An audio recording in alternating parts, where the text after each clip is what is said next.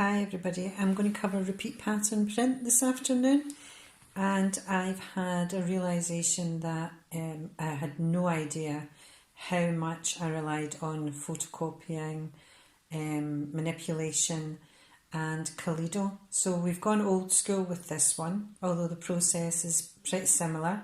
So this is for sketchbook design for repeat pattern print. So taking a piece of source material, so I'm still in Urban, and I selected this car light just because I really like the shape. So taking a piece of tracing paper, just selected some shapes. You can see I've got a total of 7 here that I just went over and basically traced around. So the questions that I'm asking myself are, is there enough variety? Is there a variety in scale? What are the compatibility between these shapes, and what's my colour story going to be? So you can see my colour story is definitely going to be reds and oranges. So I've lifted the shapes and now I am moving on to the process itself. So these aren't stuck down, so I don't want to move that too quickly. With the shapes, I did a little bit of manipulation with them. As you can see, I reduced the size of some of them, I aligned the cutout, exaggerated the curves, and went through the process of making multiples. So if we were using Kaledo software, what we would do is we would just take one shape and we would repeat it, and then we can manipulate it by turning it upside down, doing a mirror image, repeat pattern reflect. We can use these tools that are really, really easy to manipulate. When you're doing it by hand, it's a little bit more difficult.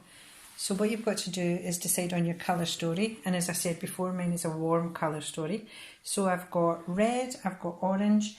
And what I also did was I looked through a magazine.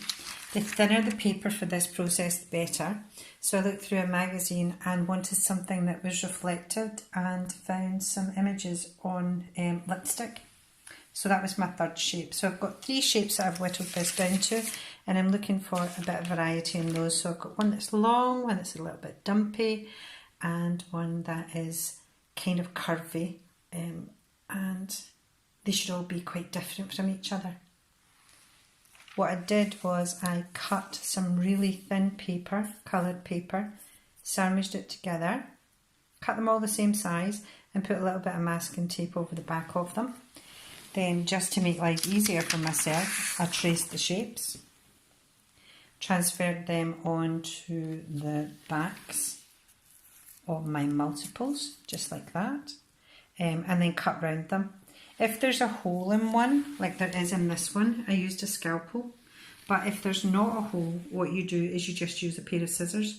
So the reason you want to attach both ends is so that they don't start to fan open as you're going through the process of cutting them. So we're looking at repeat pattern print. So you've got a line. You can draw some lines on your sketchbook if you want to, or you can use your eye. So this would be where we would use a grid on Kaledo.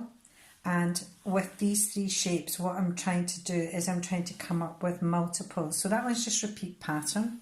If you half drop it in volume, then that's called half drop repeat.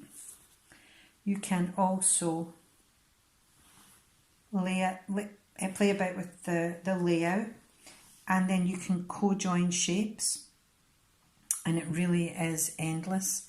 So what I'd suggest you do, so that you're not having to cut out masses of these, is just take some photographs as you're going along. So lay them one way, and then after you've got a photograph of that, then you can start to play about with them in another direction, and that gives it a completely different feeling.